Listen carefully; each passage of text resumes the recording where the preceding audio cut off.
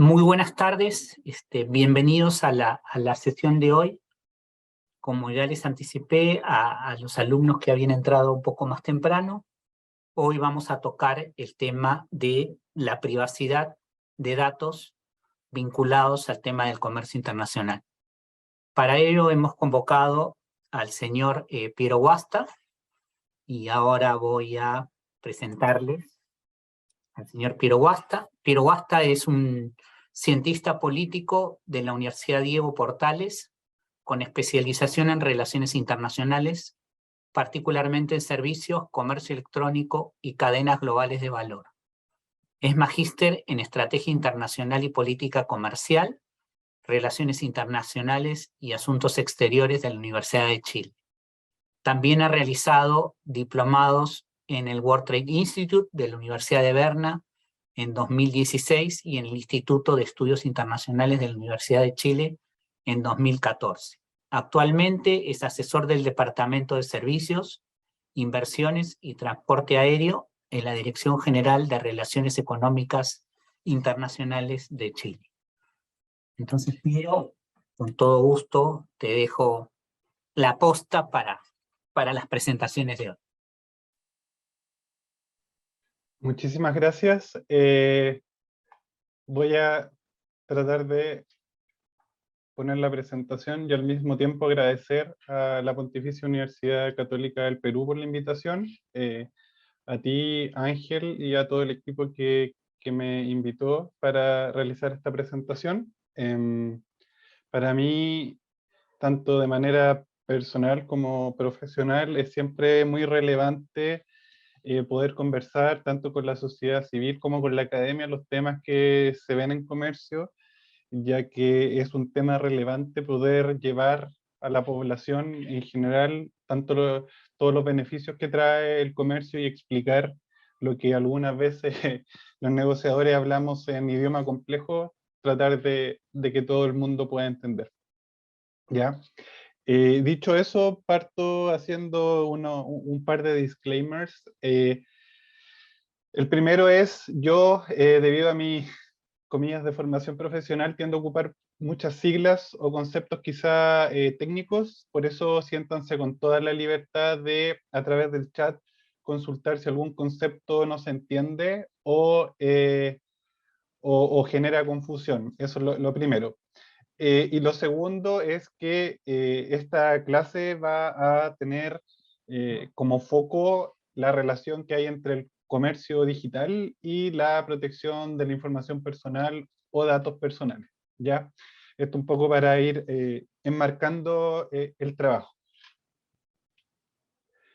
Parto con los contenidos de la presentación. En un principio voy a dar un breve repaso de por qué la economía digital es tan relevante, por qué es importante que la trabajemos y por qué también países, particularmente Chile, Perú, los miembros de Alianza del Pacífico, las economías de APEC y hoy en día los miembros de la OMC están trabajando tan activamente en desarrollar este comercio digital.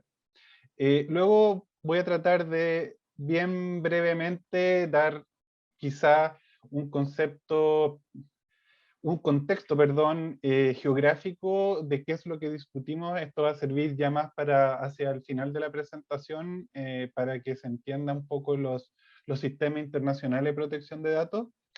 Y también quiero dar un contexto de cuáles son las negociaciones internacionales y qué es lo que nosotros trabajamos en estas negociaciones, los conceptos básicos, ¿ya? Luego voy a pasar a los sistemas internacionales de protección de datos personales y dentro de la presentación voy a explicar el por qué existen estos sistemas, para luego comentar también un poco qué es lo que se está trabajando en los foros internacionales como APEC, Alianza del Pacífico, OMC y el G20. El G20 pongo un asterisco, un pie de página, porque voy a explicar más que nada lo que el trabajo en el que yo estuve envuelto mientras Chile fue invitado al G20, que fue el 2018 y el 2019, Argentina y Japón. y la relevancia particularmente del año de Japón, donde se lanzó el concepto de Data Flow with Trust, que es un tema bien interesante que se está desarrollando. Y luego voy a terminar mi presentación eh, intentando nombrar contenidos que pueden ser relevantes a futuro. Obviamente son cosas que recién están empezando, así que podemos debatir. En términos bien administrativos, si es que tienen alguna duda o consulta, por favor la ponen en el chat. Y yo al final de la primera parte, cuando llegue a la mitad de la presentación, podemos revisar las preguntas más relevantes con la ayuda del equipo para contestarlas. Así no perdemos un poco el timing de la presentación. Bueno, ¿por qué es relevante? La verdad, la relevancia es porque la economía digital, aunque parezca muy obvio, es porque cada vez somos más parte de la economía digital. En nuestras vidas cada vez es más necesario ser parte de la economía digital, como también hay muchos bienes, servicios y productos digitales que la única manera por la cual los podemos adquirir es a través de la economía digital. Como pueden ver en el gráfico que adjunté acá de Statista, más que los números en específico, lo importante es que vean la tendencia, cada vez crece más la economía digital. Y eso es relevante porque eso nos dice que los estados tenemos que empezar a ver cómo poder regular y al mismo tiempo promocionar el poder participar de esta economía digital. Aquí está la primera parte que ya empiezo a hablar de la zona geográfica. Quiero que también tengan bien en ojo el hecho que las regiones que más tienen economía digital o comercio digital en este caso es Asia-Pacífico, seguido por América del Norte y Europa Occidental, ¿ya? Luego viene Europa del Este y América Latina y Medio Oriente, ¿ya? Eso es importante, si bien podemos decir, sí, tenemos muy poco, pero al mismo tiempo yo lo prefiero ver como que tenemos mucho potencial, sobre todo que los países más pequeños podamos, ocupando aquel concepto de leapfrog, poder avanzar y poder entrar a estos mercados. Es decir, no ver que Asia-Pacífico está muy adelante, sino que si es que Asia-Pacífico tiene mucho consumo de economía digital, ver que es un mercado al cual se puede entrar. En la misma línea, también para mostrar un poco la tendencia, el número de compradores. Cada vez más gente solamente hace sus compras a través de comercio electrónico, economía digital, y sobre todo en el contexto actual, post pandemia, donde al menos en Chile, y eso quizás es otro disclaimer que tengo que hacer, mi experiencia es de Chile, no es tanto local de otros países, pero se generó mucho más la costumbre de que todo se realiza a través de la economía digital. Ahora paso a entrar un poco más en detalle para decir en qué ocupamos la economía digital. Una de las cosas que si bien explicaré más adelante es que no hay muchos datos sobre qué es lo que se comercia, cuánto se comercia en la economía digital. Por eso nosotros tenemos que trabajar, los que trabajamos en comercio en particular, tenemos que trabajar con muchos proxies. Proxies es, para los que no sepan, es tomar otro índice a través del cual nosotros podemos asumir educadamente lo que queremos buscar. Entonces, por ejemplo, uno de estos proxies en Chile durante la pandemia fue cuánto uso de datos hubo. ¿Ya? Como pueden ver en la imagen, lo que más hubo fue uso de datos respecto a gaming. Cuando hablo de uso de datos es cuánto se ocuparon las redes, cuántos ceros y unos fueron utilizados a través de estas redes. ¿Y por qué digo que es un proxy y no un dato duro? Decir, ¿sabes qué? Aumentó un 315% el comercio en gaming. Porque, y espero que esto sea entendible para todos, puede ser que un juego pese mucho, pese 100 gigas, como pasa con el Call of Duty. Por lo tanto, una versión de ese juego ocupa mucho datos, pero el cobro equivale a solamente un juego. A diferencia de, por ejemplo, si es que se está consumiendo música, que suele pesar menos, ¿ya? Por lo tanto, no podemos decir que hubo más comercio de gaming que de video o de navegación web, pero sí nos sirve como un proxy para decir que hay interés en gaming, hay interés en plataformas de video, hay interés en navegación, etcétera, ¿ya? Y de nuevo voy a repetir lo que dije anteriormente, hay que verlo como que hay interés y al mismo tiempo como que es un mercado relevante que tenemos que trabajar. Si es que hay interés en gaming, tratemos de generar videojuegos. Si hay interés en video, desarrollemos plataformas de streaming, etc. Este es el segundo mapa conceptual que a mí me interesa mucho mostrar, porque va a servir para explicar un poco, para entender la última parte de esta presentación respecto a los sistemas de protección de datos. ¿Y por qué es tan relevante? Porque muestra un poco dónde está la economía digital. Tiene directa relación con un gráfico que les mostré anteriormente, donde la mayoría de las empresas están en Asia y en América del Norte, ¿ya? Si bien en América ustedes pueden ver ahí algunos que son latinos, como por ejemplo Mercado Libre, efectivamente la mayoría de las compañías de economía digital están en Estados Unidos y en Asia. En Europa, las personas, me imagino que tienen trabajos más administrativos o en las universidades, van a conocer el SAP, que es el más famoso software desarrollado en Europa, y luego viene Spotify, ¿ya? Así que como que la producción de economía digital de Europa no es mucha en comparación con Asia y América. Y eso hay que tenerlo siempre en consideración en los análisis que hagamos posteriormente.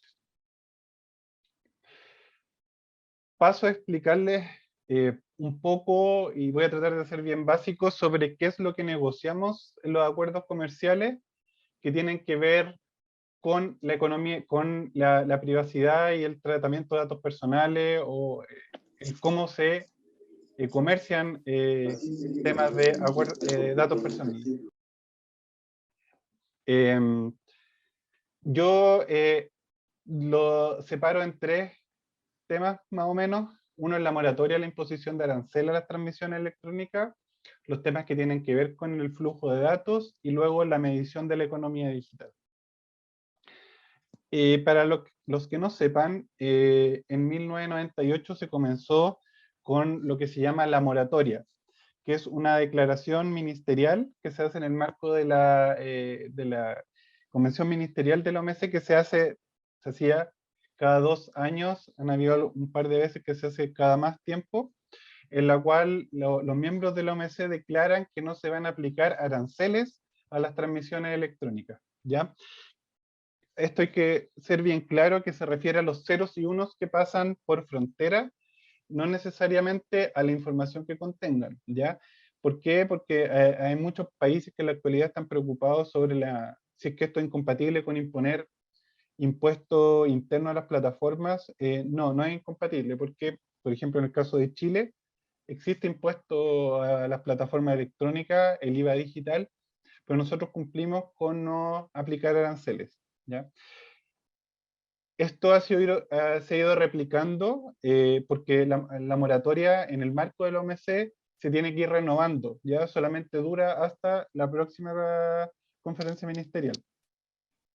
Pero hay muchos países, por ejemplo Chile, también Perú u otros, que a través de sus acuerdos comerciales bilaterales o plurilaterales han incluido dentro de las disciplinas de estos acuerdos el artículo de la moratoria, que en el fondo hace permanente dentro de este acuerdo el no aplicar aranceles a las transmisiones electrónicas, ¿ya?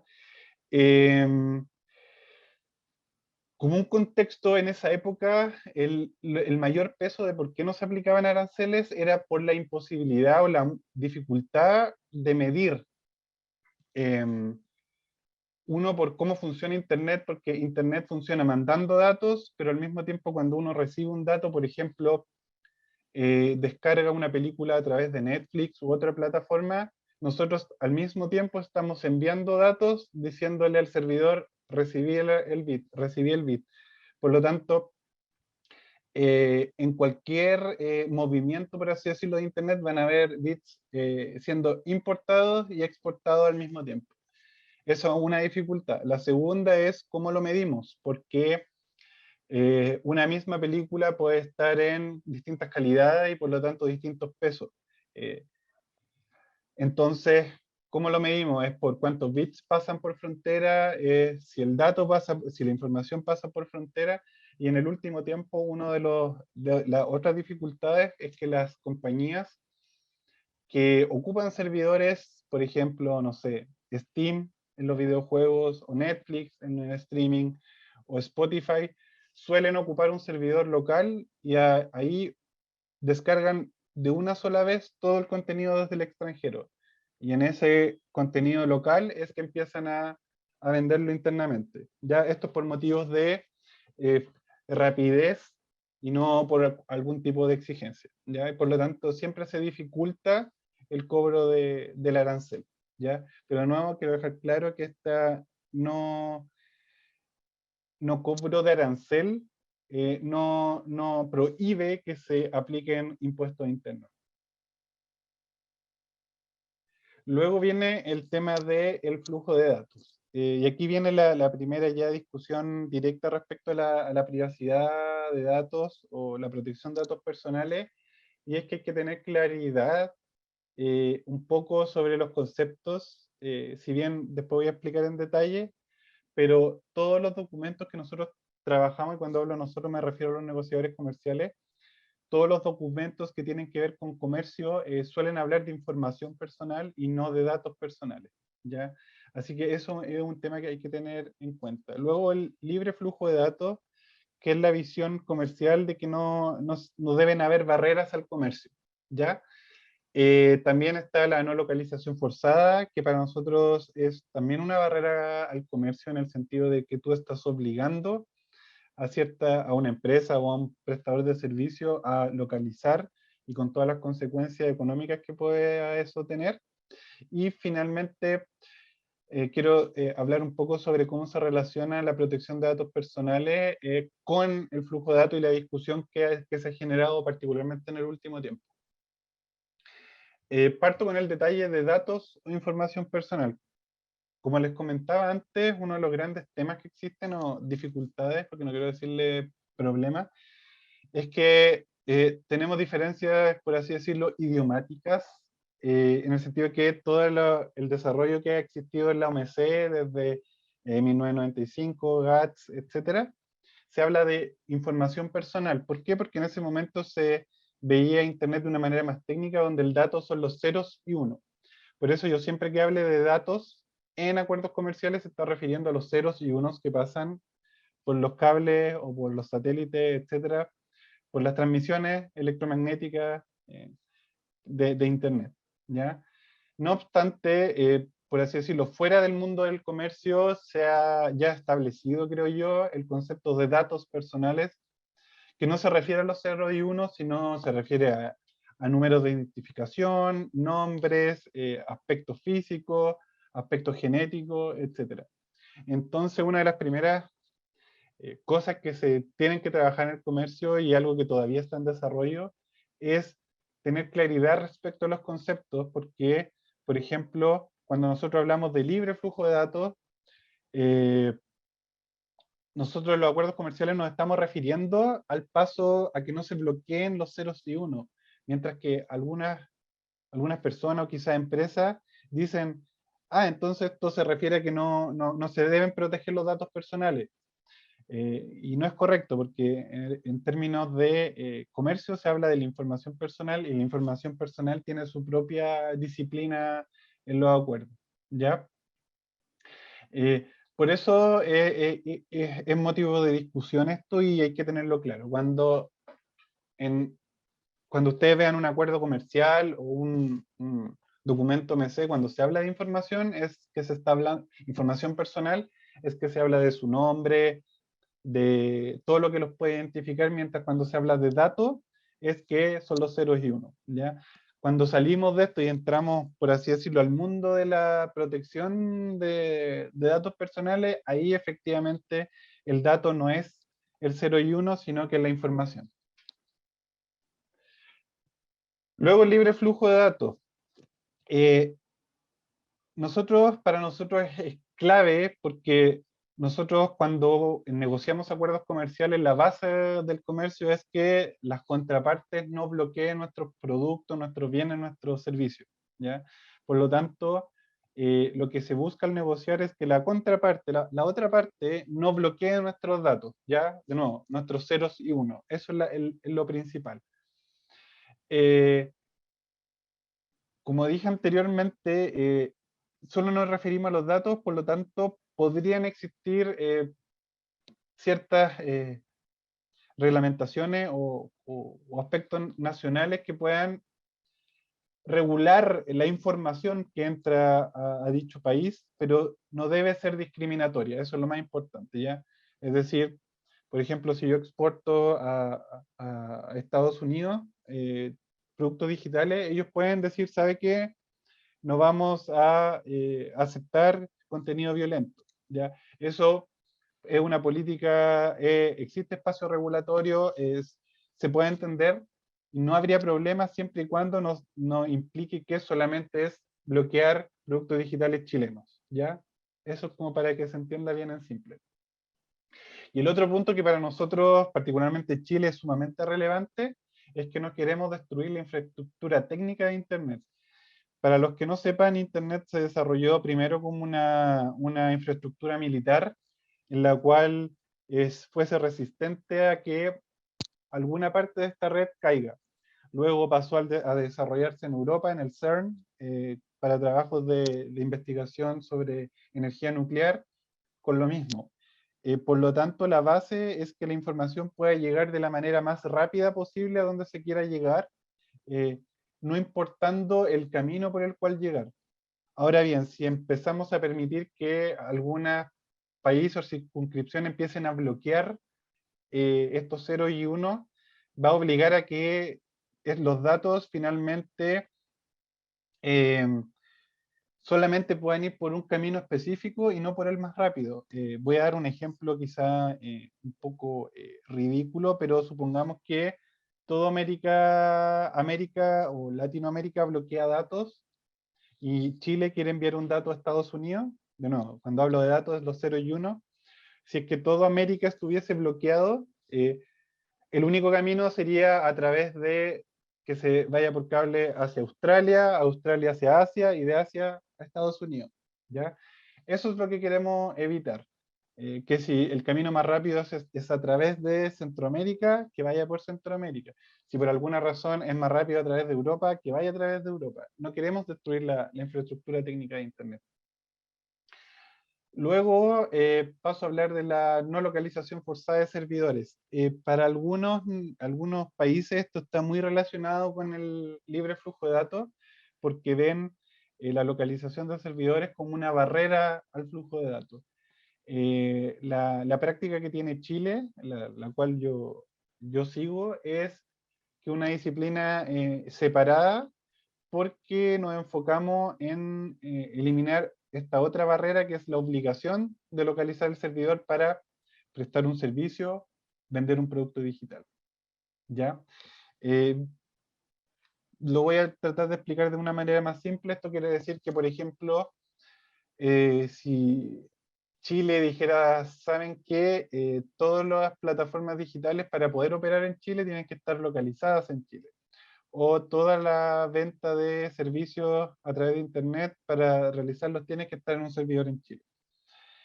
Eso para nosotros es una barrera al comercio por dos cosas. Una, por los exportadores, porque los exportadores no van a tener la capacidad de elegir el servidor más barato o el que más les conviene para poder prestar sus servicios o vender sus productos digitales.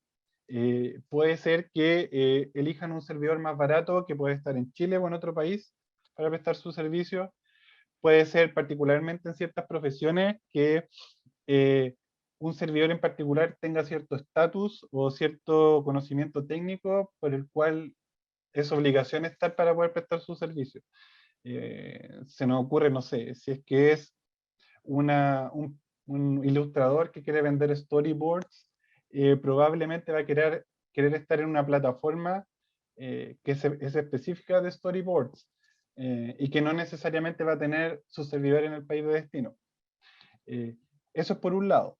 Por el otro lado también para los prestadores de servicios de hosting, ya que si bien podría sonar extraño que no obligar a la empresa a tener sus datos en nuestro país va a ayudar a nuestros proveedores de servicios hosting. Esto es porque, por ejemplo, en un acuerdo plurilateral como DEPA,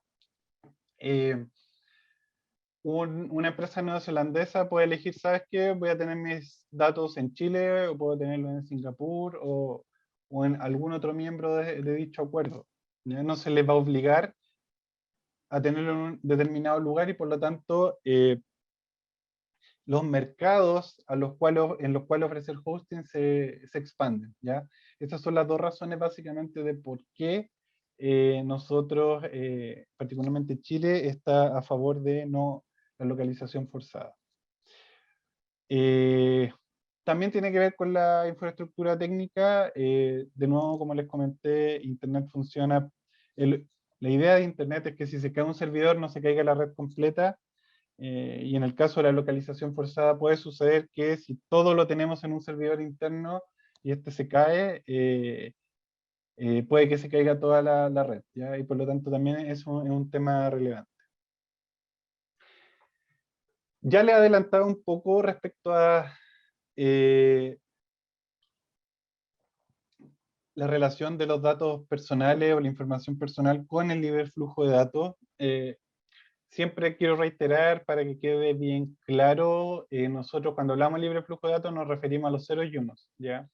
No necesariamente a la información que traen. Por eso cuando se habla de la información se habla de la protección de la información personal. También es importante destacar que la visión que tenemos, que es una visión comercial, en los acuerdos comerciales, valga la redundancia, es que queremos entrar al otro mercado, no queremos que existan barreras. Por lo tanto, el objetivo es que no se bloquee la venta o que la otra parte bloquee la importación por motivos de datos personales, ¿ya? ¿Y por qué es esto? Porque en particular los datos personales, yo no conozco un caso donde se bloquee la importación. En general, prácticamente toda la actualidad son regulación a la exportación de datos personales y por lo tanto es una restricción a la exportación, ¿ok? Porque en el fondo son mis datos personales. De nuevo voy a ocupar de ejemplo Chile. El regulador chileno tiene que decir, yo acepto o no acepto que se exporte a otro país el dato personal de los chilenos, pero él no tiene que ver, ocupando a Perú también en una relación comercial, el regulador chileno no veo cómo tendría injerencia en decir, ¿sabes qué? No quiero datos personales de Perú. Al revés lo mismo, o sea, la Agencia de Protección de Datos peruana se enfoca en proteger los datos personales de los peruanos, pero no si es que se exportan a Perú datos personales de Chile, ¿ya? De nuevo, esto es el enfoque puramente comercial. Yo sé, y después voy a hablar más en detalle, que en términos de la adecuación, la Agencia de Protección de Datos tiene que ver que en el otro país se tenga un nivel al menos similar al que se tiene en el país de donde se exportan los datos personales.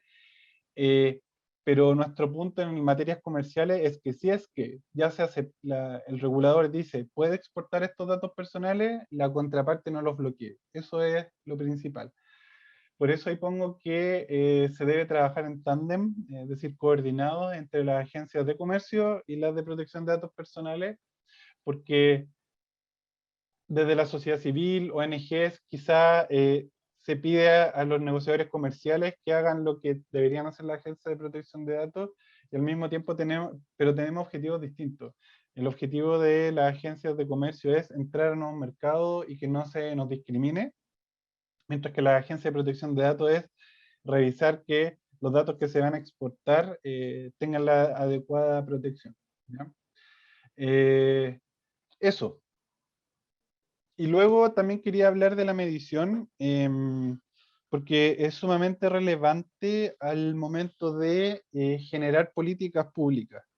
Em, en general, yo me atrevo a decir que no hay datos confiables de cuánta economía digital hay. No sabemos con exactitud hacia dónde se exporta, cuánto se importa, si es que un determinado país está importando datos personales desde otro, qué datos personales están importando. No hay información clara porque no hay nada estandarizado. Hay mucho comercio que se hace de manera informal. Seguramente si hay algún exportador entre ustedes, me va a decir, yo mando por email mi plano de arquitectura y me pagan a través de PayPal, y efectivamente eso no lo cubren los bancos centrales o la agencia que lo hagan en su país, y tampoco lo registra aduanas. Por eso es muy difícil saber hacia dónde se exporta o se importa. Y para nosotros en Chile en particular ha sido muy relevante apoyar el trabajo que ha hecho la OCDE en cómo medir esto. Como les dije al principio, hay proxies, hay algunas agencias en Chile en particular que lo miden a través de lo uso de las tarjetas de crédito, pero de nuevo no necesariamente todos ocupan tarjeta de crédito, a través de los parcels, que son los bienes pequeños que entran a los países, que ustedes pueden comprar en Amazon, en AliExpress, etcétera. ¿Cuánto comercio de eso hay? Pero a ciencia cierta no sabemos.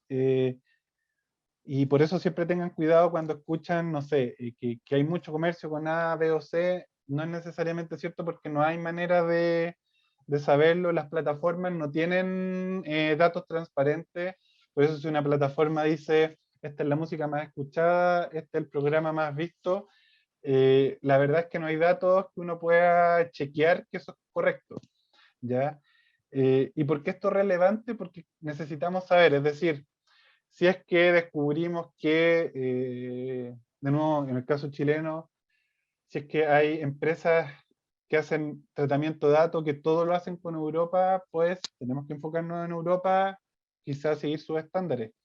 Si es que, si es que descubrimos que la mayoría del tratamiento de datos lo hacen con Estados Unidos, veamos con eso. Si es con Asia, veamos también. Y si es con muchos mercados, veamos cómo balancear los distintos sistemas de protección de datos. Por eso es relevante para poder generar estas políticas públicas, ¿ya? La OCDE ha estado trabajando a través también de distintos proxies, el flujo de datos que hay, eso se puede medir, pero como les comentaba antes, puede que un archivo que pese, no sé, 1 terabyte, puede que cueste, no sé, $10, y uno que pese 10 megas puede costar $200.000, como una obra de arte, por ejemplo. O también el libre flujo de datos incluye datos científicos, lo que, lo que producen los telescopios, por ejemplo, lo que producen redes científicas como CERN, es mucho, mucho dato, y que no es comercio, pero si ustedes miden cuánta transferencia de datos hay, pasa, ¿ya? O sea, se mide. Por lo tanto, todo eso dificulta y creemos que es sumamente relevante. Y como ya le he dicho un poco por qué en datos personales es relevante, por eso, porque primero saber, ¿de verdad está habiendo exportación de datos personales? A ciencia cierta no lo sabemos. ¿Cuánto está habiendo? Tampoco lo sabemos con claridad. Y el lugar hacia dónde se está exportando, desde dónde se está importando. Actualmente hay proxies para saber un poco. En nuestro caso, más o menos, se entiende que los datos bancarios puede que estén haciendo procesamiento de datos y a través de eso, ¿quiénes son los dueños de los bancos? A través de eso se puede generar ciertos proxies.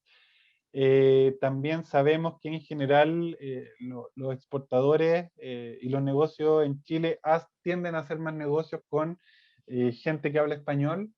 América Latina en primer lugar, luego España, luego Estados Unidos, por lo tanto podemos asumir que también esos son mercados, pero datos a ciencia cierta no existen y para nosotros es muy relevante y hemos estado trabajando también con nuestro Ministerio de Economía para poder conocer, generar las herramientas necesarias para lograr esto. Porque también el, la auto, cuando las empresas ellos mismos dicen hacia dónde exportan o importan, también necesitamos una tercera parte que lo haga porque uno puede que no estén diciendo correcto por motivos tributarios o porque quieren parecer que, que están exportando más de lo que realmente están exportando o por distintas razones. Por eso es tan relevante y particularmente para la protección de datos personales, el conocer la medición de la economía digital y los destinos y hacia dónde se exporta. Eso lo dejo como primera parte. No sé, no sé, Ángel Manuel, si es que ahora podemos pasar a las preguntas de esta primera parte y luego tener 10 minutos. Sí, Piero. A ver, algunos tienen preguntas, las pueden pasar por el chat o si les parece, levantan su manito en el Zoom y les damos la palabra. Ustedes me dicen, yo aquí anoto y intento responder. Si alguien tiene alguna pregunta, entonces aparentemente, Piero, no hay preguntas y entonces pasaríamos a una pausa de 10 minutos. Entonces, Piero, no sé si ya podemos continuar. Ok. Muchas gracias, Piero. Ya. La segunda parte que les quiero comentar se refiere a lo que yo creo que es más famoso hoy en día y son los sistemas de protección de datos personales. Aquí puse una breve historia de los sistemas de protección de datos personales, no exhaustiva ni muy precisa, pero es un poco para conocer el contexto de los más relevantes o, por así decirlo, los que tienen más que ver con el trabajo de comercio, ¿ya? El que tiene más tiempo, el convenio 108 del Consejo de Europa, que viene de 1981, y esa es un poco la base del resto de los sistemas de protección de datos personales. Aquí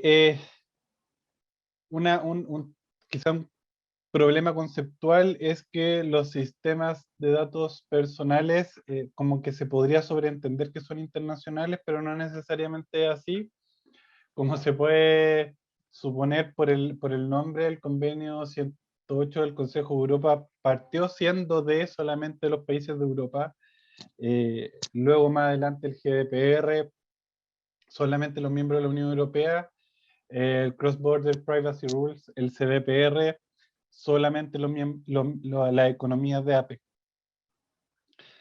Por lo tanto, siempre hay que tomar en cuenta que como un todo no son necesariamente temas internacionales, sino que existen partes que se enfocan más en lo internacional, ¿ya? Como les comentaba, en términos de tiempo, el primero fue el convenio 108, luego el CDPR de APEC de 2011, el GDPR, aunque antes, en 1995, hubo una directiva de la Unión Europea de Protección de Datos Personales. ¿Por qué no lo incluyo aquí? Porque esa directiva es una guía para cada uno de los Estados miembros que tenga su propia ley interna, ¿ya? Por eso no lo tomo como un sistema. En cambio, al ser un reglamento, es algo que aplica para toda la Unión Europea, ¿ya? Y luego, el 2018 se realizó una actualización del convenio 108 que se llamó convenio 108 Plus.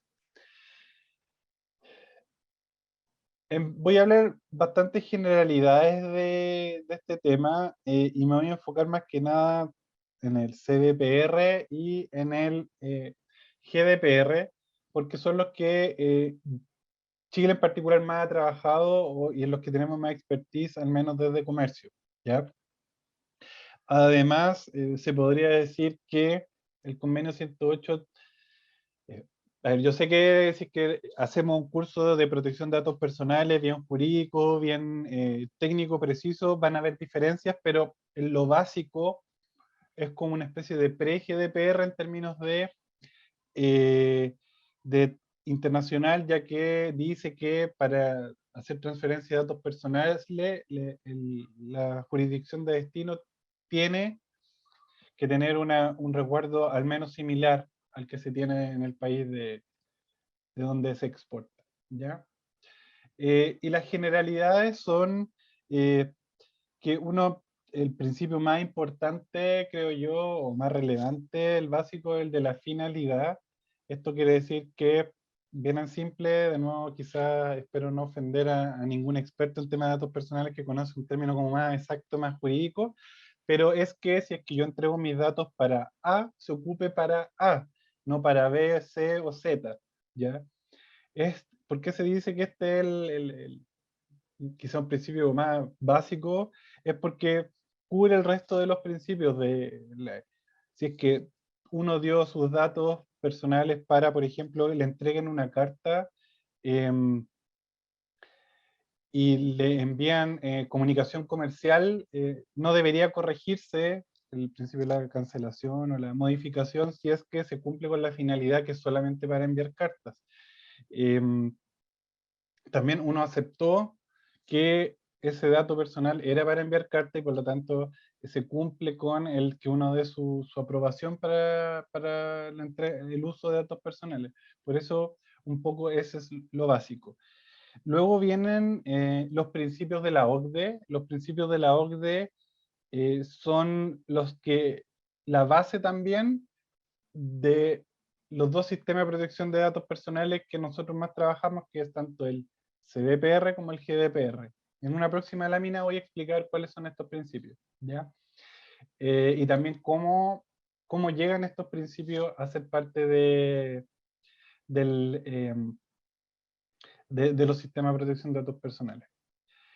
Como les comentaba también, este convenio 108 sentó las bases de que a nivel de transferencia internacional, lo más relevante es que se suele exigir un nivel adecuado de protección en el destino, y este nivel adecuado es al menos el mismo que se tiene donde se exporta. Es decir, si Chile tiene un estándar A, este estándar debería ser el mismo, al menos el mismo, al país de exportación, ¿ya? Y luego otro punto sumamente relevante, y aquí también tiene un poco que ver con lo que les hablaba del libre flujo de datos, los sistemas de protección de datos, los más relevantes como el CDPR, el GDPR o el del sudeste asiático, que está todavía en etapa de desarrollo, por eso no lo voy a explicar en este momento, lo que hacen es regular en torno a multas y en torno a castigar a la empresa que lo hace, ya que no cumple con los destinos de exportación de datos personales. Hasta el momento nosotros tenemos conocimiento que existen 2 países nada más que bloquean datos personales. Bloquear, es decir, que en frontera tienen un servidor que está filtrando los datos que salen y los datos personales no los dejan salir. Pero, por ejemplo, en la Unión Europea, ellos no bloquean los datos personales, es decir, si por ejemplo alguien dice no, que este acuerdo está permitiendo que salgan los datos personales sin control porque dice libre flujo de datos, la Unión Europea tiene una posición distinta. No es cierto, porque la Unión Europea no es que bloquee los datos la información personal, sino que si descubre que una empresa no cumple con el GDPR, se le multa, ¿ya? Y uno de los grandes avances del GDPR es que aumentó mucho las multas, es un porcentaje de los ingresos mundiales de las empresas, no son las utilidades ni en un país en particular, sino de la empresa completo y son los ingresos. ¿Ya? Eso quiero dejarlo claro para que se entienda el por qué van a haber países que están a favor del libre flujo de datos, pero también son muy activos en la protección de datos personales. ¿Ya? Es porque son cosas distintas. Muy relacionadas, pero distintas. Aquí pongo la lista de los principios de la OCDE, que son el principio de la limitación. Es un tema que generalmente ustedes pueden ver y, y siempre caigo en ciertos problemas porque este tipo de charlas lo hago en universidades y a veces algunas universidades son las que no cumplen con el principio de la limitación de recogida, que es, por ejemplo, si es que para un taller o algo solamente se necesita el nombre y el correo electrónico como contacto, pero en general en todo el mundo las universidades o los, los centros que realizan eventos te preguntan el teléfono, te preguntan tu sexo, te preguntan otros datos que no son relevantes, ¿ya? Por eso el principio este es reducir al máximo los datos que se recopilan. ¿Y cuál es el objetivo de esto? Que si en una eventualidad que hubiese una filtración o algo así, no se expongan datos sensibles que en particular no eran necesarios para la actividad a realizar. ¿Ya? Eso es como un punto bien relevante. El principio de la calidad de los datos, particularmente esto tiene que ver con los temas de temporalidad, más que nada, han habido muchos casos donde, por ejemplo, se queda público en internet que una persona tuvo una condena por ese motivo, pero ya la cumplió, pero esto le prohíbe tener trabajo a futuro. Ese tipo de cosas también, o que se puedan modificar los datos que generen discriminaciones, por lo tanto es sumamente relevante. Especificación de los fines, lo que ya les comentaba, que siempre se tiene que ser bien claro diciendo estos datos los voy a ocupar para A, B o C. La limitación del uso también tiene que ver con un poco lo que les decía. Van a ver que las empresas quizás más avanzadas les van a decir, ¿sabe qué? Yo necesito sus datos, pero los voy a necesitar 3 años. Luego de eso se borran. También tener en consideración los temas de seguridad, que aquí hago un paréntesis, que la protección de datos personales no es ciberseguridad, son muy relacionados, pero son distintos, ¿ya? Por eso generalmente nos toca, cuando hablamos con ingenieros, que nos dicen, pero yo ya tengo un experto en ciberseguridad, ¿para qué necesito un experto en protección de datos personales? Y la respuesta es que son cosas distintas, ¿ya? Muy relacionadas, pero distintas.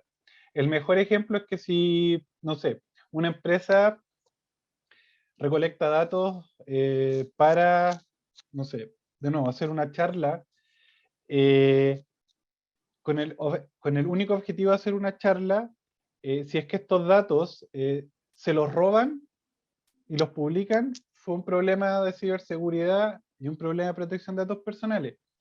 Pero si esta empresa nunca recibió un ataque o no le han robado los datos, pero ocupa esos mismos datos para hacer propaganda o para hacer un estudio de cualquier otra cosa que no estuvo explícito al momento de recogerlo, ahí tiene sí una brecha de protección de datos personales, pero no de ciberseguridad. Y al mismo tiempo, si es que la empresa tiene un experto en protección de datos personales y estos datos personales estaban anonimizados, encriptados, etcétera, y se roban estos datos, pero no se pueden publicar después porque estaban encriptados, anonimizados y son inútiles, hubo un problema de ciberseguridad, pero no de protección de datos personales, ¿ya? Eso que quería aprovechar, que creo que no lo incluí en esta presentación, pero para que tengan claro la diferencia, y porque entendemos que muchas empresas dicen, no, pero yo tengo un experto en ciberseguridad, no es necesario, no es correcto, se debe tener alguien experto también en protección de datos personales. Aunque también entiendo que en la actualidad hay muchos cursos que las personas preparadas para ciberseguridad también vienen con educación para protección de datos personales, así que quizá en el futuro no es necesaria esta explicación, pero en términos conceptuales creo que sí, ¿ya? La transparencia, en el sentido de saber para qué se ocupan los datos, y eso hay que tenerlo claro para evitar quizá confusión, es decir, que los datos que se reciben o se colectan tienen que ser públicos, algún tipo, ¿no? De participación también, que uno pueda acceder a estos datos, poder modificarlos, etcétera, y el principio de la responsabilidad de la empresa. ¿Por qué expliqué estos principios? Porque son la base de tanto del GDPR, son los principios generales que rigen el GDPR, como también del CBPR que voy a explicar después, ¿ya? Como les comenté en un principio, esta clase no apunta necesariamente a ser una de protección de datos personales per se, por lo tanto mi intención no es explicarles el GDPR completo, lo que tienen que cumplir las empresas, eh, sino más bien cómo se relaciona en el ámbito del comercio internacional, ¿ya? Por eso les voy a dar como breves generalidades, en el sentido que se adoptó el 14 de abril de 2016 y entró en vigor el 25 de mayo de 2018. En términos comerciales, ustedes podrán recordarlo porque en esa época probablemente recibieron muchos correos electrónicos de sitios web indicándoles que tienen que aceptar las cookies o los términos de datos personales de muchos sitios web. Y por eso se hizo muy famoso el GDPR, casi llegando a un nivel de meme, de que significó miles de correos electrónicos y que los correos electrónicos uno tenía que aceptar 1000 cosas, pero es una muestra de cómo el GDPR, y yo creo que fue un movimiento muy interesante, fue generando conocimiento y momentum para que pueda ser aplicado. En términos generales les podría decir que los términos que más afectan el comercio internacional respecto al GDPR y que va a servir para comparar con el resto es que se aplica a todo el país, a toda la jurisdicción, y la Agencia de Protección de Datos quien tiene que hacer cumplir los estándares, ¿ya? Es decir, si hay una empresa no sé, en España, en Italia, tiene que cumplir con los estándares. No es algo optativo. Además, también tener en cuenta que es una regulación de la Unión Europea, por lo tanto se aplica solamente a la Unión Europea.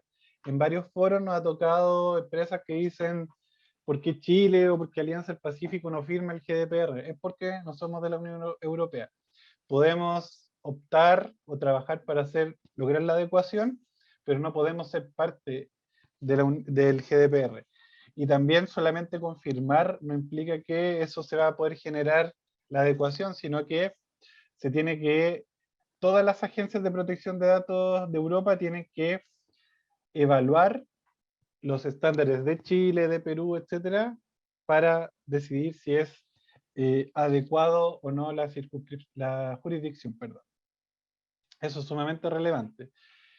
Y el otro punto es que tiene bastante exigencias, por ejemplo, la de que tiene que haber un encargado de protección de datos personales, un encargado de ciberseguridad, y eso podría generar mayores costos para las empresas, particularmente el perfil exportador que al menos tenemos en Chile, de las pymes digitales, suelen ser 2 o 3 ingenieros, eh, que exportan, por lo tanto no se da, no se, no es conveniente hacer crecer casi un 50% la empresa para tener un experto en ciberseguridad y otro experto en protección de datos personales, ¿ya?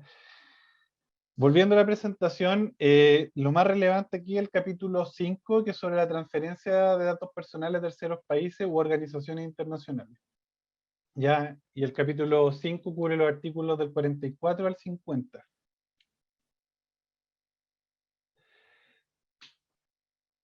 En general, por ejemplo, el 44 habla de que se tienen que cumplir los estándares para que para que se permita el flujo de datos hacia la jurisdicción de destino, pero yo me enfoqué, y para no hacer una presentación gigantesca ni tomar mucho tiempo, en ciertos artículos clave, creo yo, del GDPR. Yo creo que el 45 es uno de los más relevantes en el sentido de que explica el ya famoso término de la adecuación. ¿Qué es la adecuación? Esto quiere decir que como les decía anteriormente, la Agencia de Protección de Datos de la Unión Europea evalúan la otra jurisdicción para saber si cumple con los mismos estándares europeos para poder permitir el flujo de datos personales. ¿Ya? Eso es lo más relevante. Creo que hay un micrófono abierto. No sé si se puede mutear para no interrumpir. Y por lo tanto, se sobreentiende que los países que ya tienen o copiaron el estándar europeo, tienen la decisión de adecuación. No obstante, siempre debe haber una evaluación y generalmente los países europeos buscan ir actualizando esta decisión de adecuación cada 3 años, cada 5 años, etc. ¿Ya? De América del Sur, si no mal lo recuerdo, hay 3 países que son adecuados, que son Argentina, Uruguay y Colombia, ya porque ellos básicamente tienen el mismo estándar que la Unión Europea. Como si a ustedes les interesa el tema, habrán visto que la discusión de la semana pasada y esta semana en el mundo fue que Joe Biden anunció que se llegó a un acuerdo con la Unión Europea para tener otro Privacy Shield, que el Privacy Shield es un mecanismo donde se entiende que Estados Unidos tiene un nivel similar a la Unión Europea, ¿ya? El gran problema que han tenido todos estos procesos es que particularmente a los ciudadanos de la Unión Europea no les gusta toda la legislación interna de Estados Unidos que tiene que ver con el Patriot Act, en la cual el Estado, particularmente su agencia de inteligencia y su Ministerio de Justicia, tiene acceso a todos los datos personales que sean guardados en Estados Unidos. ¿Ya? Entonces, hay un austríaco, Max Schrems, perdón si lo pronuncié muy mal, que constantemente ha dicho, sabe que Estados Unidos no cumple con esto, por lo tanto, va a su agencia de protección de datos y dice, quiero que este Privacy Shield no sea válido. El primero se llamó Safe Harbor, luego se llamó Privacy Shield, y el nuevo, no sé si en general lo vuelven a llamar Privacy Shield. Habrá que ver si más adelante se vuelve a evaluar como que no cumple con los estándares. Pero es para que ustedes puedan ver qué es el requisito principal para que la Unión Europea permita que las empresas puedan exportar datos personales. Ahora bien, quizá una pregunta más básica es, ¿cuándo o por qué yo exportaría datos personales? Y esto generalmente se enmarca dentro del procesamiento de datos. El ejemplo más simple que se ocupa generalmente es si es que una empresa externaliza procesos como por ejemplo el pago de sueldo, el pago de salario.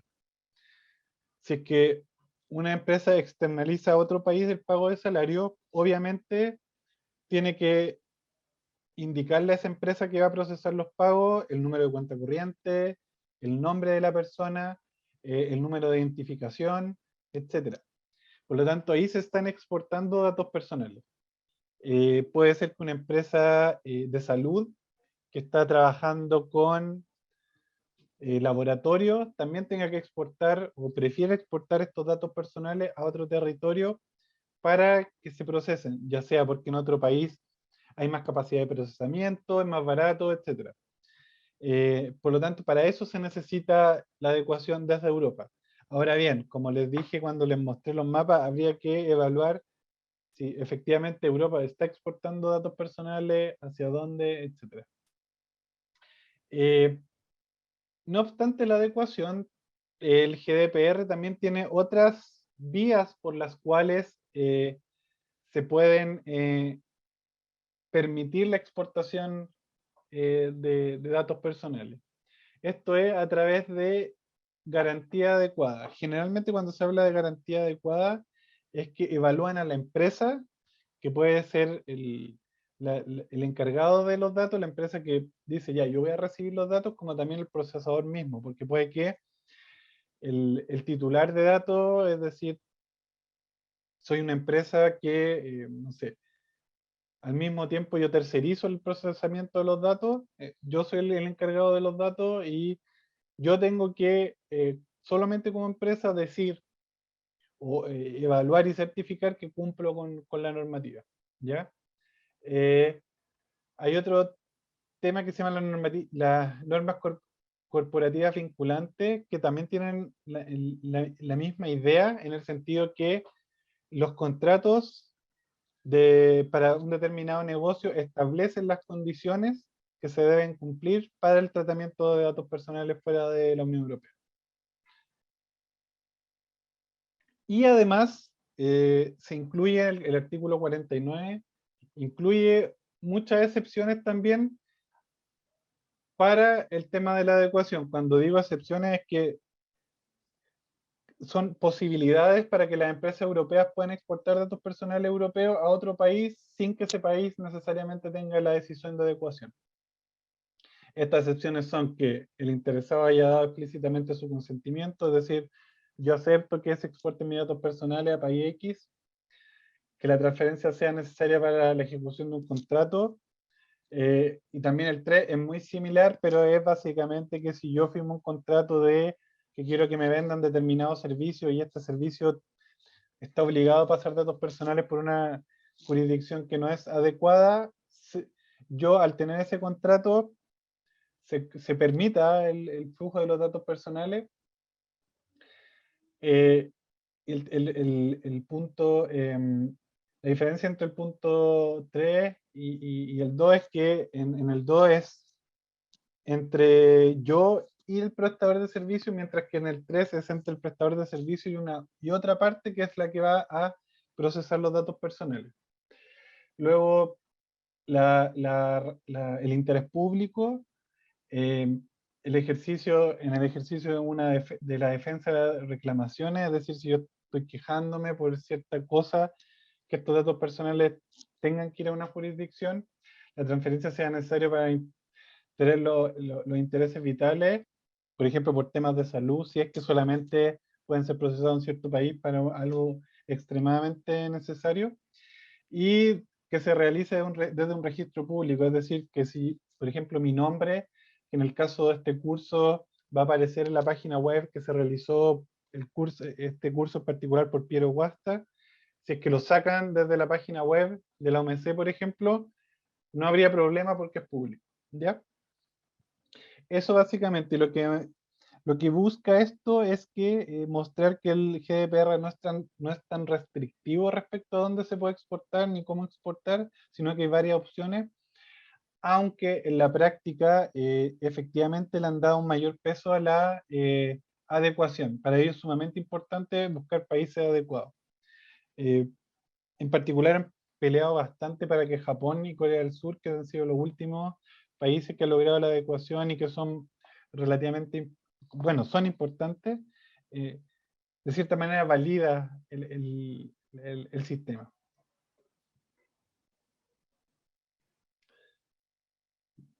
Luego quería pasar al CBPR, que es el Sistema de Protección de Datos que desarrolló APEC, ¿ya?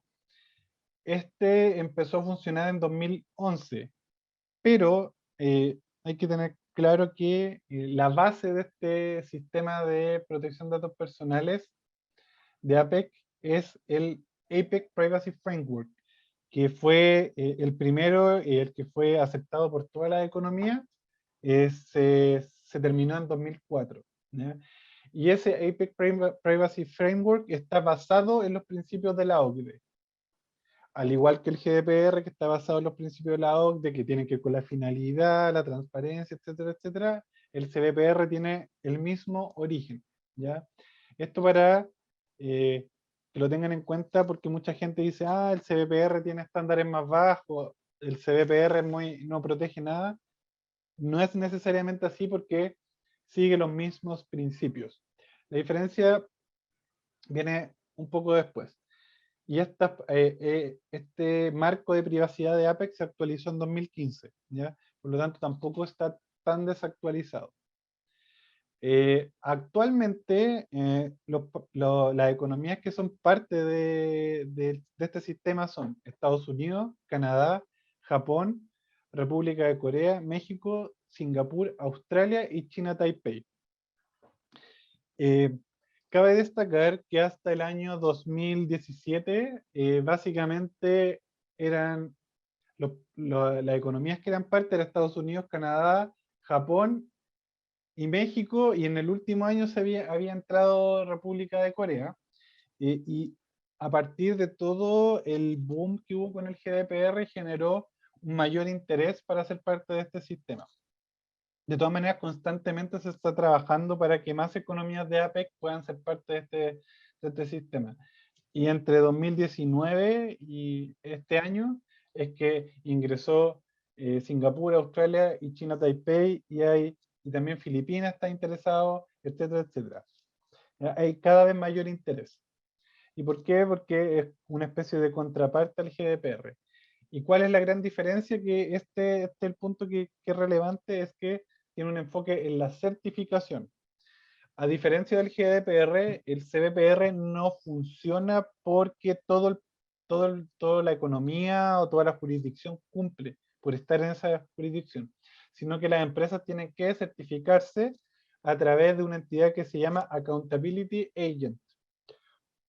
Este Accountability Agent no necesariamente una empresa, porque puede ser una agencia pública. En el caso, por ejemplo, de Singapur, es el Ministerio de la Tecnología, que yo lo asocio al Ministerio de la Tecnología, que se llama IMDA, la Agencia de Protección de Datos es la encargada de decir, sí, esta Accountability Agent puede funcionar, y las empresas se acercan a esta Accountability Agent para que la certifique. Una vez que la empresa está certificada, puede exportar datos personales a todas las otras empresas que están certificadas dentro del sistema CBPR. ¿Ya? Es decir, una empresa en Estados Unidos que está certificada por CBPR puede exportar sus datos personales, puede exportar datos personales a una empresa certificada por CBPR en Japón, ya sin necesidad de un contrato extra ni nada. En general, los accountability agents, porque va a depender de una evaluación de la empresa, etcétera, etcétera, validan por cerca de entre 3 y 5 años a las empresas, y los costos son distintos. Actualmente Estados Unidos tiene un sistema un poco más caro, mientras que, por ejemplo, Singapur o Japón, que Singapur es una agencia estatal, y en el caso de Japón es una empresa sin fines de lucro, tienen costos mucho más bajos y por lo tanto la certificación no es tan cara. ¿Ya? Tienen 50 requerimientos para que también se entienda que no es un sistema más laxo, sino que se enfoque en la certificación. Si una empresa quiere exportar, va a hacer el trabajo de la certificación, ¿ya? Si la empresa no va a exportar, no necesariamente va a cumplir con la certificación, porque no es necesario. Por eso se habla que tiene un enfoque business friendly, porque de nuevo, solamente si la empresa lo necesita, y además los requerimientos son muy enfocados con lo que se necesita exportar.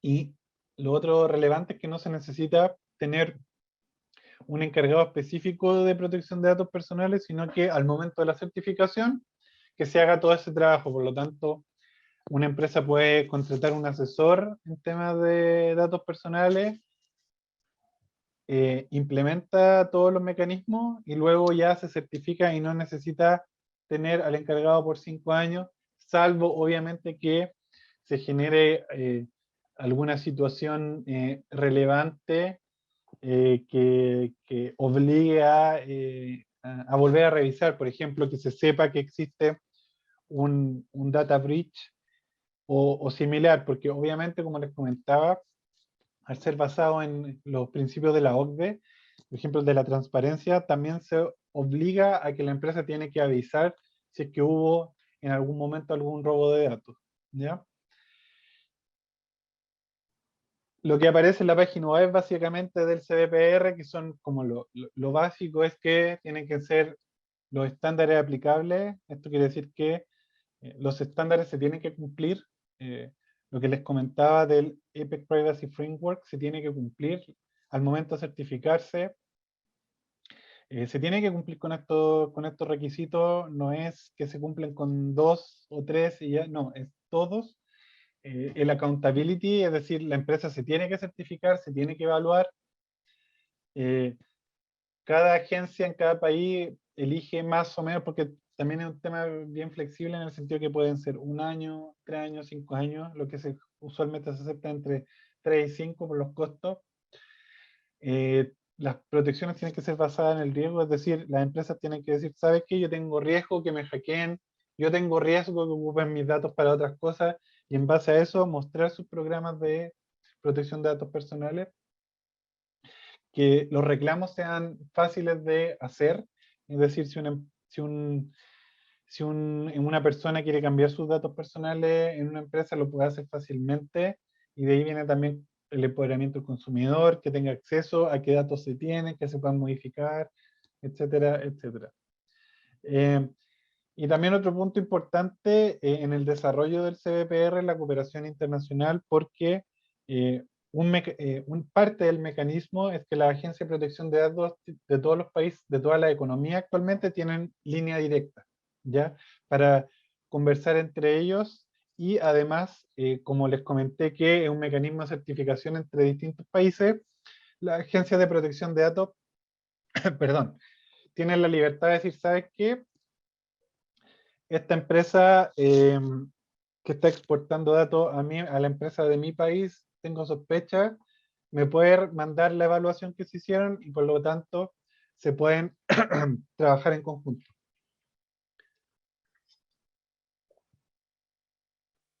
Quería comentar también que desde este año Estados Unidos lanzó la iniciativa de expandir el CBPR a todo el mundo, ¿ya? Salir de las economías APEC para incluir países del exterior de esta zona, de este foro, y se inició en abril de este año. La idea es que sea un competidor ya más de igual a igual con el GDPR, y ha tenido interés de distintos países ya, por ejemplo Brasil se ha mostrado interesado, Reino Unido se ha mostrado interesado, Australia se ha mostrado interesado a pesar de que ya era miembro como economía APEC, y la idea que continuamos desarrollando Estados Unidos es impulsar este proyecto, y creo que podría ser una opción interesante en el contexto de que cada vez más la protección de datos personales está siendo más y más relevante, ¿ya? Chile en particular, por el momento no puede ser parte porque nuestra actual ley de protección de la vida privada no tiene una agencia de protección de datos personales, por lo tanto no podemos ser parte de la red de agencias de protección de datos personales, pero otros, economía APEC o países fuera de, si es que tienen interés, son las agencias de protección de datos personales quienes tienen que ser parte y son las encargadas eh, de generar estos accountability agents que van a certificar a la empresa.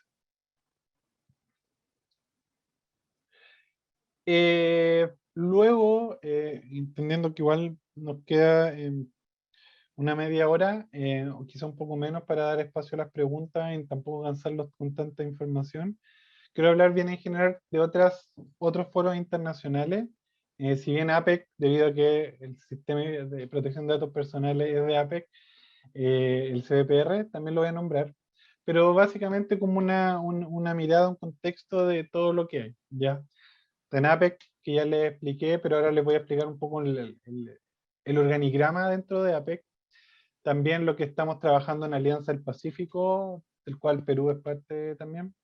Lo que se está trabajando en la OMC, en la iniciativa conjunta de comercio electrónico. Y finalmente el trabajo, el gran tema que se desarrolló, que está siendo impulsado por Japón desde el G20, que es el Data Flow with Trust. Parto hablando de APEC. En APEC, si bien probablemente muchos ya sepan, el trabajo de APEC se desarrolla a través de grupos técnicos, y cada grupo técnico tiene ciertos temas a su cargo. En particular, para el tema de protección de datos personales, este está a cargo del Grupo de Economía Digital, que antes se llamaba Grupo de Comercio Electrónico.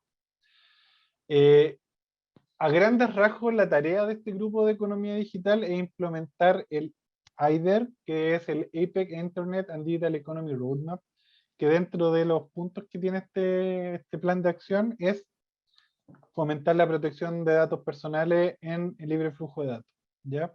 Porque al generar confianzas es más fácil el libre flujo de datos, ¿ya? Y cómo se trabaja y dónde se desarrolló el CBPR, se desarrolló en un subgrupo de este grupo que se llama Data Privacy Subgroup, o DPS, ¿ya? La tarea de este subgrupo es ir desarrollando el CBPR. Es un proceso que no ha finalizado. En estas reuniones de APEC se conversa cómo irlo mejorando, como también parte del grupo es ir evaluando las nuevas economías que quieran ser parte del CBPR. ¿Ya? Todas las economías, aunque no sean parte del CBPR, pueden participar de estas mejoras, de estas conversaciones, por lo tanto es un foro muy interesante. Y permite ir conociendo, particularmente para las economías que todavía no somos parte del CBPR, ir conociendo los desarrollos, los distintos estándares, y también qué es lo que requieren las empresas el Asia-Pacífico. ¿Qué más? Eso creo que es todo lo de APEC, que que nos agrega lo que ya comenté antes. Para Alianza del Pacífico, primero un contexto. Los grupos técnicos de Alianza del Pacífico, su objetivo es implementar el protocolo comercial de Alianza del Pacífico, ¿ya? En particular, el subcomité de Economía Digital es el encargado de implementar los capítulos de comercio electrónico y telecomunicaciones.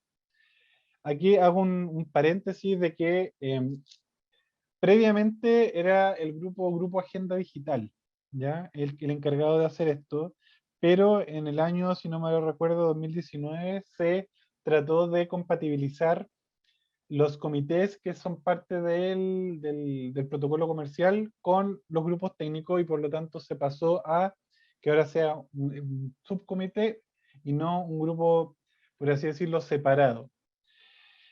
Y en ese contexto es que los temas de protección de datos personales, de la información personal en este caso, se trabajan dentro de este subcomité, porque en el artículo 13.8 del Protocolo Comercial de Alianza del Pacífico habla de la protección de la información personal. En particular, la promoción de los sistemas de protección de datos personales internos, y que se deban tener los más altos estándares.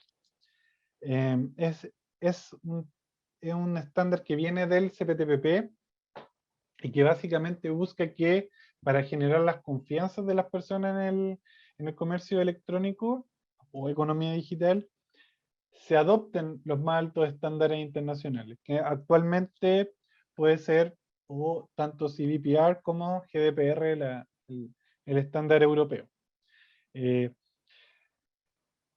Como ya le he mencionado bastante, pero para que quede bien claro, los artículos no buscan regular el flujo transfronterizo de datos personales, ¿ya? Porque eso es, el encargado son la Agencia de Protección de Datos Personales. Nunca, y es un acuerdo que se tiene entre los distintos negociadores de comercio, es que no vamos a incluir, por ejemplo, que se tienen que cumplir con los derechos ARCO, el de acceso, cancelación, etcétera. Lo que podemos decir es que promocionamos ciertos sistemas, promocionamos ciertos principios, que es lo que hizo Chile en DEPA, incluimos directamente los principios de la OCDE, pero no podemos regular en frontera los estándares de protección de datos personales. Eso lo deben hacer la Agencia de Protección de Datos. No obstante, este artículo permite que el Subcomité de Economía Digital tenga las facultades para trabajar en el tema. Y esto se hizo a través de lo que, ahí les muestro una foto del estudio que inició un poco esto en los últimos 2 años, que es el mercado digital regional, la hoja de ruta del mercado digital regional. Y parte de este desarrollo del mercado digital regional es tener un sistema de protección de datos personales o cómo interactúan los distintos sistemas de protección de datos personales de los distintos países que componen la Alianza del Pacífico. En nuestro caso, podría decir que Colombia es el que tiene el estándar de la Unión Europea, México tiene el estándar del CBPR, Perú tiene un sistema interno robusto, tiene agencia de protección de datos personales, y Chile todavía falta que tengamos una agencia de protección de datos personales. Por lo tanto, el trabajo es cómo compatibilizamos estos distintos enfoques y estos distintos estándares. Y eso es lo que se está trabajando en la actualidad. No hay un proyecto específico, pero sí es un tema que particularmente al sector privado le interesa mucho, de tener cómo podemos tener regulación que sea compatible y que permita que, no sé, una empresa de procesamiento de datos de Chile pueda importar datos personales de México, de Colombia, o al revés, que una empresa de procesamiento de datos de Colombia, etcétera, etcétera, ¿ya? Es parte importante, pero también hay que, siempre hay que estar trabajando con la Agencia de Protección de Datos Personales, porque como les he venido comentando a través de la presentación, existe esa conversación que debe existir de las agencias buscan proteger, mientras que las agencias de comercio buscan entrar a nuevos mercados. Tenemos que ponernos de acuerdo y establecer bien cómo trabajamos con eso, porque lamentablemente es un tema difícil, sobre todo teniendo en cuenta que por los temas del idioma comercial que les mencioné al principio de la presentación, se generan confusiones y malos entendidos. Por eso es un trabajo que queremos realizar con mucho interés y bien, y en eso se está en la actualidad. Luego el G20, como les comentaba, esto se empezó en el 2019, en el año de Japón. De hecho, fue presentado por el ex primer ministro Shinzo Abe en Davos, cuando se dio inicio al año del G20 de Japón, el interés de generar este concepto que es el Data Flow with Trust. Es un poco complejo explicarlo detalladamente, porque no es un concepto específico que yo les pueda decir, ¿sabes qué? Se tiene que cumplir con A, B o C, sino que son distintas tareas que buscan que se genere confianza para el flujo de datos.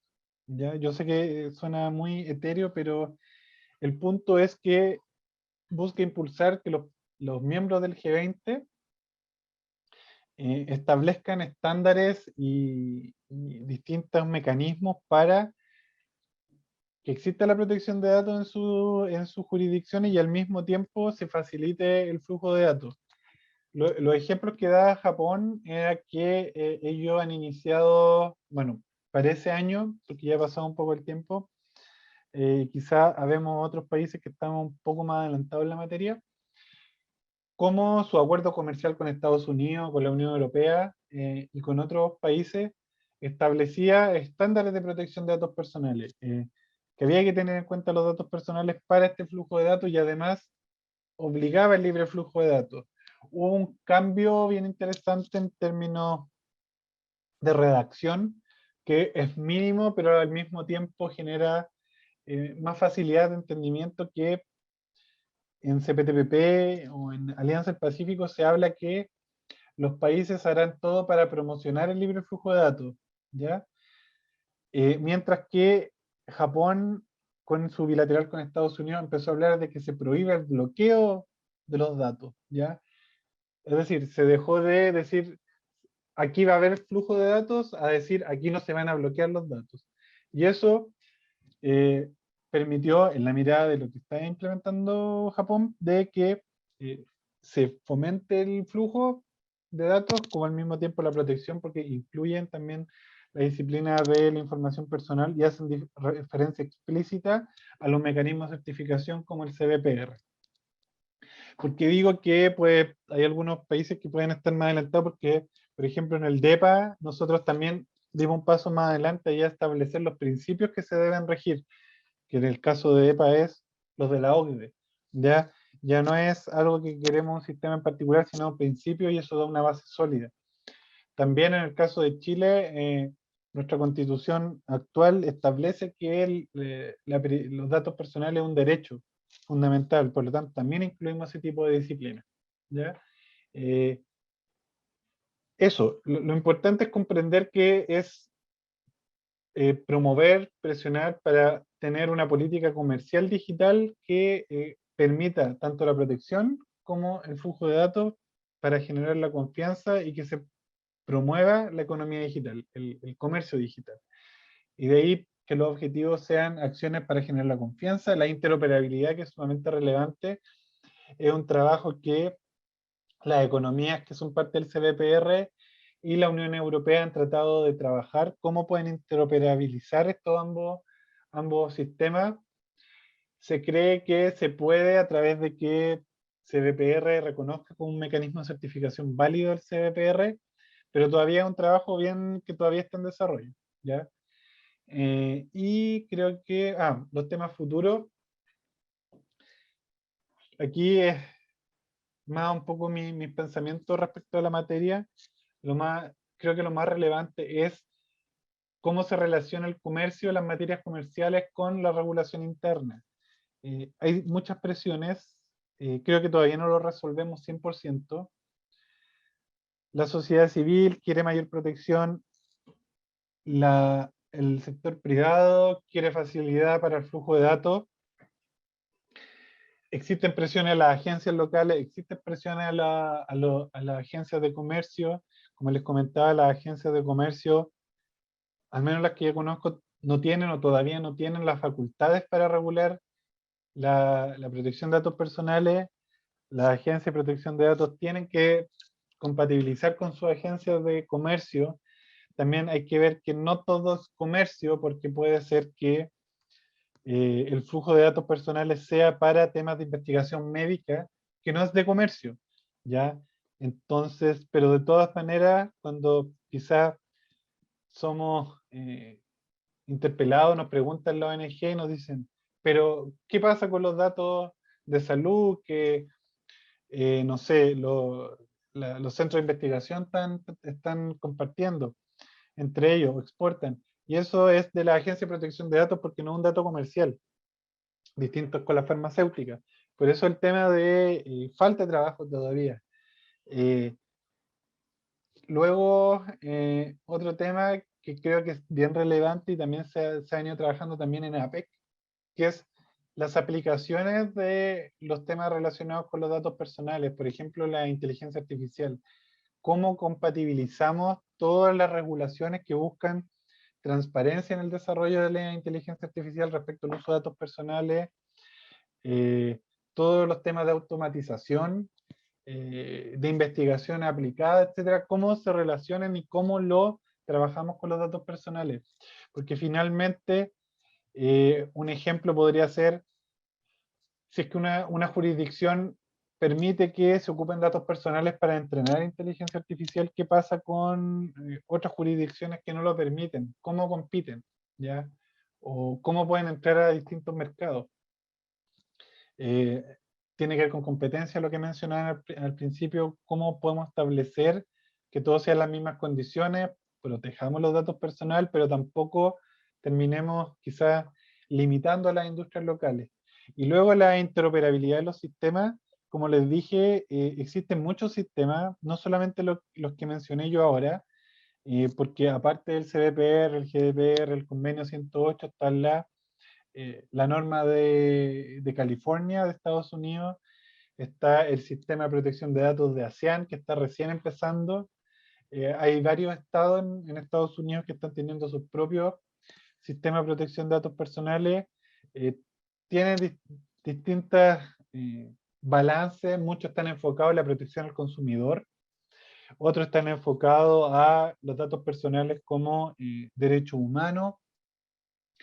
Todo ese tipo de cosas, cómo conversan, porque finalmente lo que queremos evitar, al menos desde una perspectiva comercial, es que las empresas tengan excesivos costos, sobre todo las pymes, de tener que cumplir con 5 sistemas de datos personales distintos para poder vender.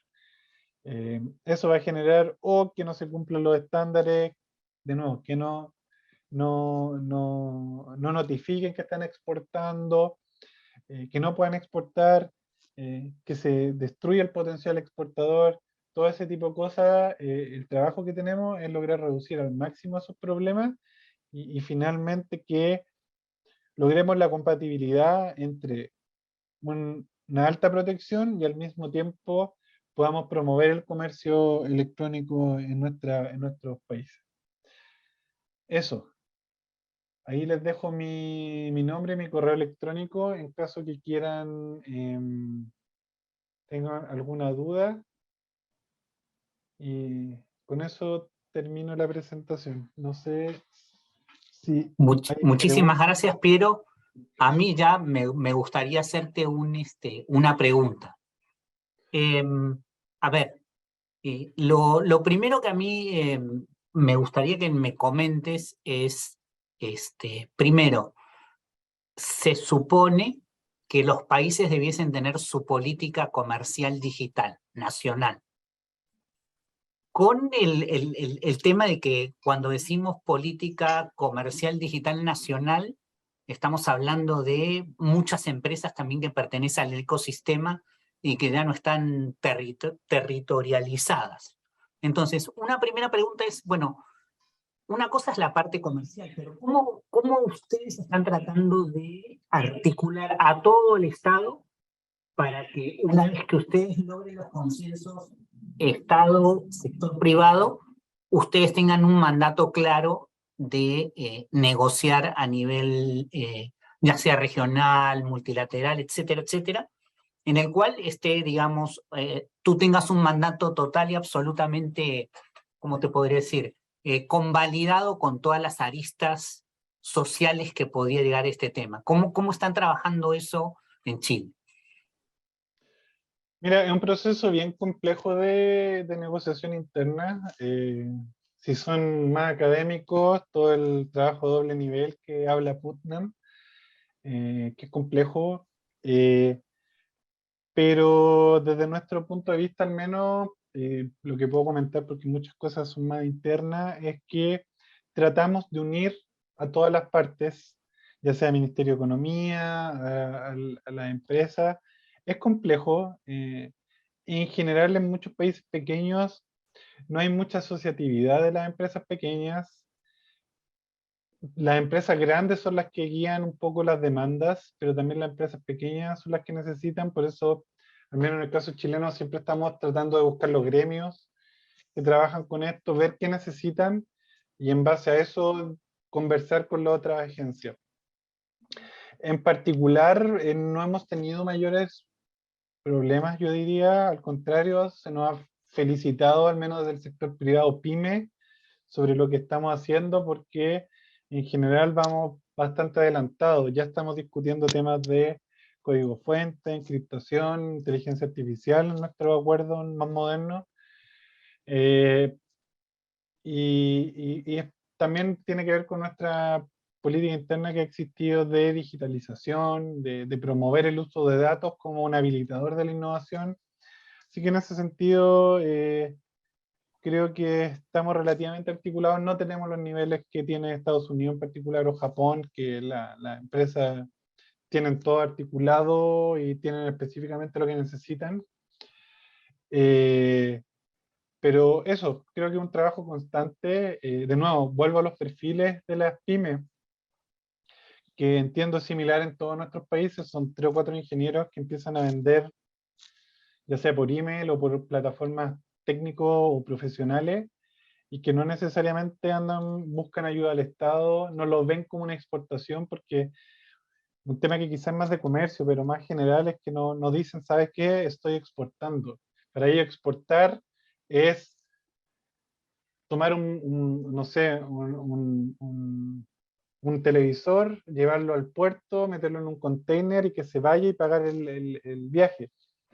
No tienen la conciencia, y yo sé que quizá parece extraño lo que estoy diciendo, pero lo hemos visto a través de encuestas.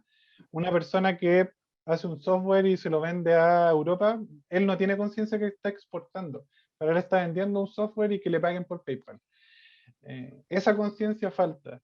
Y yo creo que particularmente las pymes no tienen esa conciencia, y nosotros hemos estado trabajando en eso, creo que hemos avanzado, pero falta, sobre todo por los temas tributarios, hay mucho miedo, pero creo que se ha avanzado, y eso yo diría que es básicamente lo más relevante. No sé Y si lo... a mí me llamó mucho la atención, en realidad nosotros tenemos un sesgo que es como que trabajamos temas de política comercial o de comercio exterior y lo vemos así. Pero cuando tú comentaste que de alguna manera la sociedad civil y digamos con todo derecho ven el tema de los derechos constitucionales, derechos humanos, ¿cómo entran a, digamos, articularse con los temas comerciales? O cómo lo has trabajado o cómo se trabaja normalmente? Es un desafío. Eh, es un desafío, no te puedo dar una respuesta porque es un desafío constante. De nuevo, existe como, yo diría que la duda de quién llamo, porque comercio es particularmente visible, sobre todo con los acuerdos comerciales que son más famosos. Se busca que comercio sea quien nos proteja los datos personales, y por eso se dice, no sé, que los acuerdos comerciales tienen que tener más altos estándares. Pero nosotros no tenemos el mandato de regular los datos personales, son la Agencia de Protección de Datos Personales.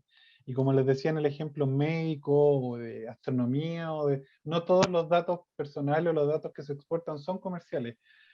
Por eso lo que hemos tratado nosotros de trabajar es dar a conocer a la sociedad civil, a los ONG, lo que hacemos, y efectivamente tratar de incluir disciplinas que son más explicativas o que también reconocen lo que existe. Por ejemplo, nosotros ya incluimos una disciplina que habla que la protección de datos personales, derecho a privacidad, es un derecho constitucional en Chile. Y si bien efectivamente, como tú mencionas, no es, no sé, un código aduanero, sí ayuda a que acercar las negociaciones comerciales al público. Muy Pero es bien, un desafío. gracias.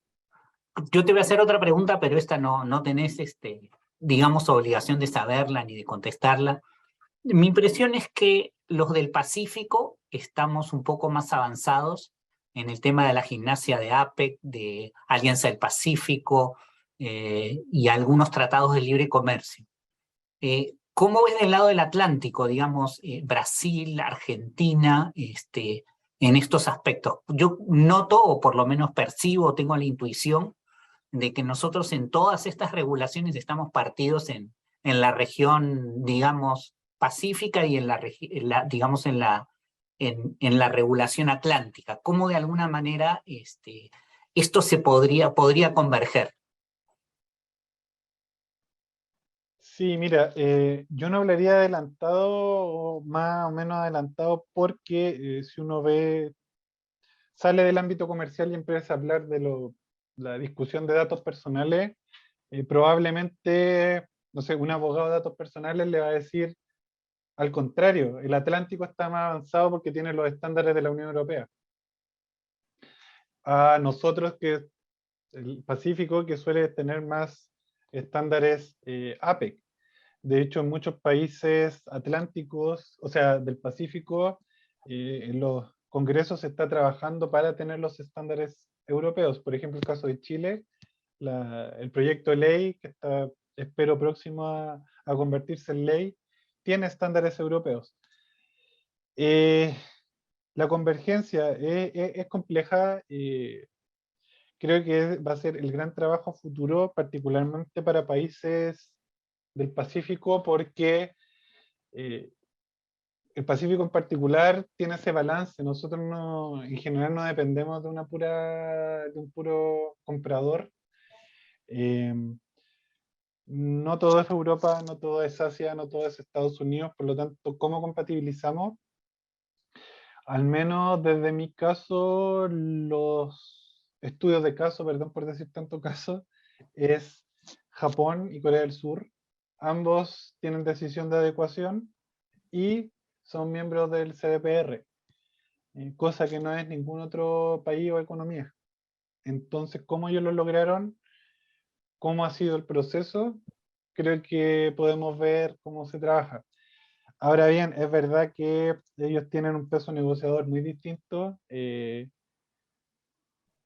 Espero que no generar, que no se vea como poco serio el comentario que voy a hacer, pero no sé, Europa sin anime, explota Europa, por lo tanto tiene que aceptar condiciones de Japón. No sé si Chile, Perú u otros países tengan la misma capacidad negociadora. Hoy en día lo mismo. Europa consume dramas coreanos, música coreana, por lo tanto, no es como que Europa pueda decir, ¿sabe qué? Se impone lo mío nada más. Entonces, ¿cómo logramos eso? Complejo. Espero que se logre, se ha trabajado alguno en APEC, el cómo se busca compatibilizar los sistemas de certificación, porque el GDPR incluye el sistema de certificación, pero falta ver cuánto cubre los estándares del sistema de certificación. Y es una discusión que por el momento no se ha llegado a conclusión. Es interesante, entretenida, pero no se llega a conclusión todavía. Perfecto, Piero. Acá te hago una pregunta, ya no pregunto más para que si alguien tiene alguna pregunta. Acá hay una pregunta o un comentario de Fernando, no lo veo del todo, debe ser izquierdo o tengo ISC, que me dice, parece que se está refiriendo a las estadísticas. Nos dice, tal vez se podría vincular el tipo de actividad económica que registran las personas a través de su RUC, es el Registro Único de Contribuyente en Perú, y así ver si la actividad económica corresponde a alguna que se preste a la exportación de servicios. Luego analizar desbalances patrimoniales para encontrar esos ingresos productos de comercio de servicios. Y lo que nos pregunta, o lo que pone en la pregunta es, pero realmente estos, entre comillas, servicios empresariales, ¿representan el grueso del comercio de servicios?